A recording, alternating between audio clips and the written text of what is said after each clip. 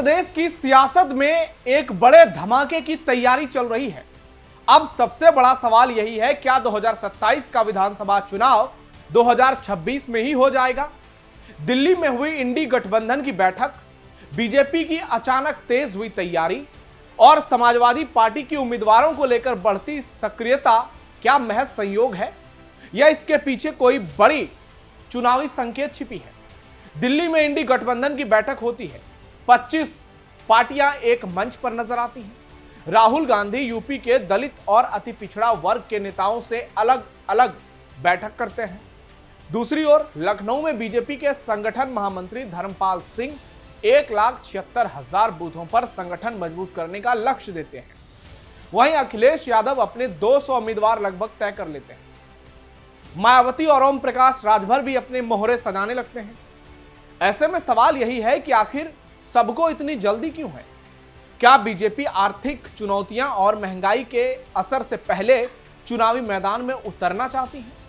क्या जनगणना और चुनावी प्रक्रिया का टकराव सरकार को जल्दी चुनाव करने की तरफ धकेल रहा है?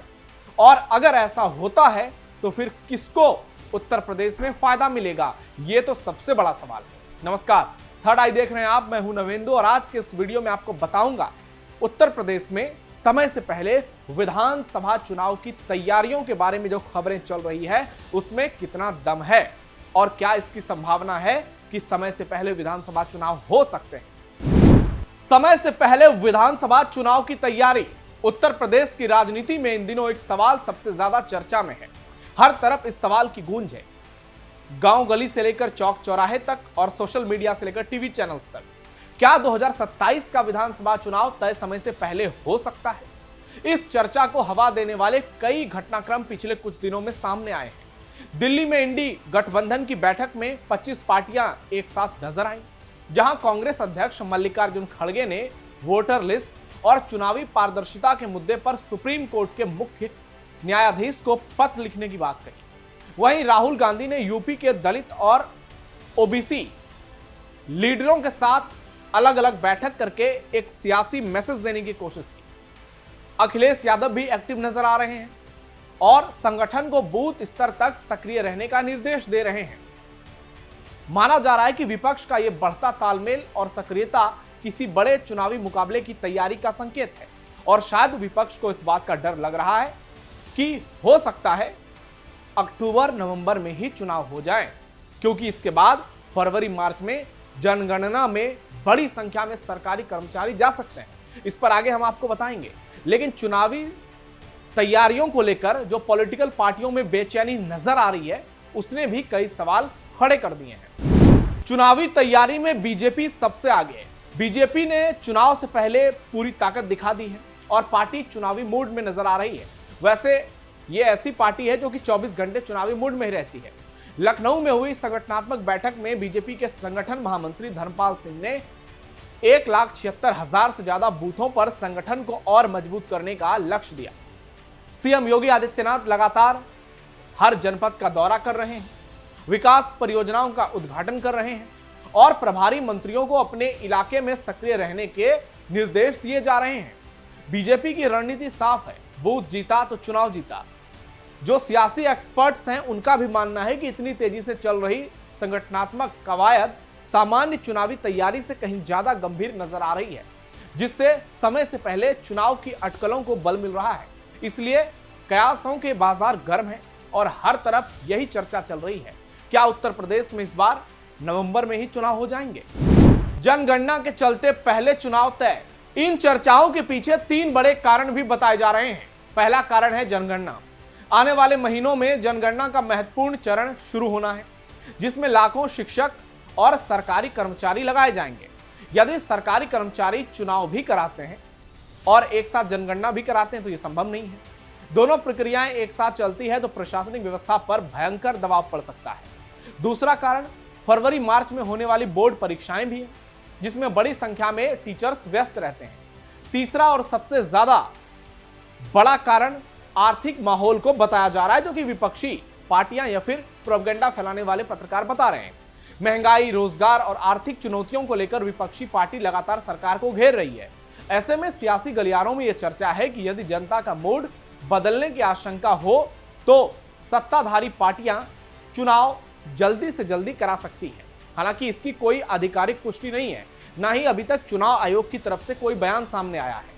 लेकिन कयासों के बाजार गर्म हैं, संभावनाओं की बात खूब चल रही है और कहा जा रहा है कि हो सकता है कि चुनाव इस बार समय से पहले हो जाए, और इसके लिए एक नहीं कई कारण बताए जा रहे हैं और वो तमाम कारण मैंने आपके सामने रख दिए हैं। अब देखना यह होगा क्या इनमें से कोई एक कारण पहले चुनाव कराने का सबसे ठोस मुद्दा बनता है, क्योंकि जनगणना तो एक बड़ा फैक्टर है, पूरे देश में होना है और उत्तर प्रदेश में तो बड़ी संख्या में सरकारी कर्मचारी इसके लिए काम में लगाए जाएंगे। तो ऐसे में यह बिल्कुल भी संभव नहीं है कि चुनाव भी प्रक्रिया के दौरान ही जनगणना का काम पूरा हो सके या फिर जनगणना के दौरान चुनाव कराया जाए।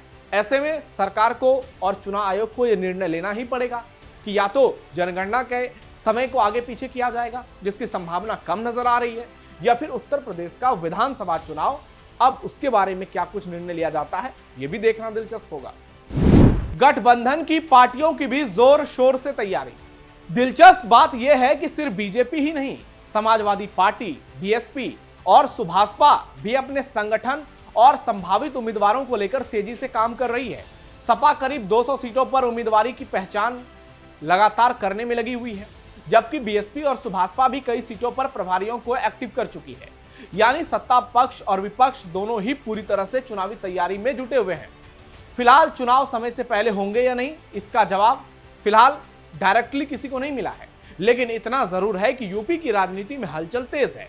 दिल्ली की बैठकों से लेकर लखनऊ की रणनीतियों तक हर कदम ये संकेत दे रहे हैं कि आने वाले महीनों में उत्तर प्रदेश की राजनीति का सबसे बड़ा रण क्षेत्र लोगों के सामने होगा और यहाँ की हर राजनीतिक चाल पर पूरे देश की पैनी नजर टिकी हुई है। चुनावी रेस में सबसे आगे योगी आदित्यनाथ। चुनाव को लेकर हर किसी की राय अलग अलग हो सकती है, लेकिन एक बात पर अधिकांश लोग सहमत नजर आ रहे हैं कि योगी आदित्यनाथ आज भी उत्तर प्रदेश की राजनीति के सबसे मजबूत, प्रभावशाली और इंपैक्टफुल चेहरे में शामिल है।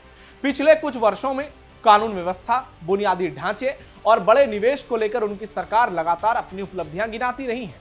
एक्सप्रेसवे, एयरपोर्ट, डिफेंस कॉरिडोर, धार्मिक पर्यटन और बड़े औद्योगिक निवेश जैसे मुद्दों को बीजेपी लगातार जनता के बीच लेकर जा रही है। बीजेपी की चुनावी रणनीति में भी योगी आदित्यनाथ सबसे बड़े स्टार प्रचारक और सबसे भरोसेमंद चेहरे बने हुए हैं। यही कारण है कि अगर चुनाव अचानक घोषित भी होते हैं तो बीजेपी को संगठनात्मक स्तर पर ज्यादा परेशानी नहीं होगी। बूथ नेटवर्क, कार्यकर्ताओं की सक्रियता और सत्ता में होने का लाभ उसे शुरुआती बढ़त दे सकता है। दूसरी तरफ विपक्ष अभी भी सामाजिक समीकरणों को साधने और व्यापक एकजुटता की चुनौती से जूझता दिखाई दे रहा है। समाजवादी पार्टी मजबूत चुनौती पेश कर सकती है, लेकिन उसे बीजेपी के विशाल संगठनात्मक ढांचे और योगी की व्यक्तिगत लोकप्रियता से डायरेक्ट मुकाबला करना होगा, जो आसान नहीं है। हालांकि चुनाव लोकतंत्र का सबसे बड़ा इम्तिहान होता है और अंतिम फैसला तो जनता ही करती है।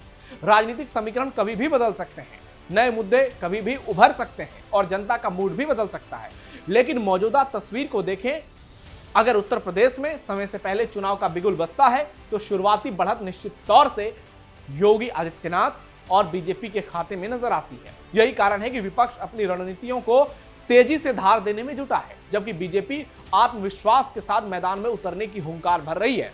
अब देखना यह होगा कि यह सियासी शतरंज किस करवट बैठती है, लेकिन फिलहाल उत्तर प्रदेश की राजनीति में, चुनावी राजनीति में जो नाम सबसे आगे है वो है योगी आदित्यनाथ, जो लोगों के बीच सबसे बड़ा आकर्षण का केंद्र है, जिनके बारे में कहा जा रहा है कि इस बार योगी की जीत सबसे प्रचंड होगी।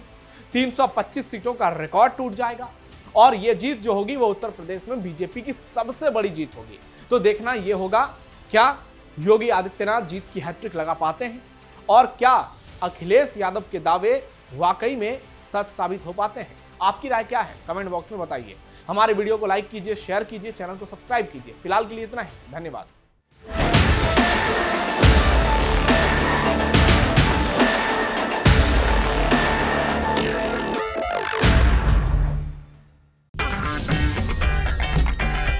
अगर आपको हमारा वीडियो पसंद आया हो तो इसे लाइक करें, हमारे चैनल को सब्सक्राइब करें और हाँ, बेल आइकन दबाना ना भूलें ताकि आप तक हमारे वीडियो की नोटिफिकेशन पहुंचती रहे। आप अपना सुझाव हमें कमेंट बॉक्स में दे सकते हैं। हमारे साथ जुड़ने के लिए शुक्रिया।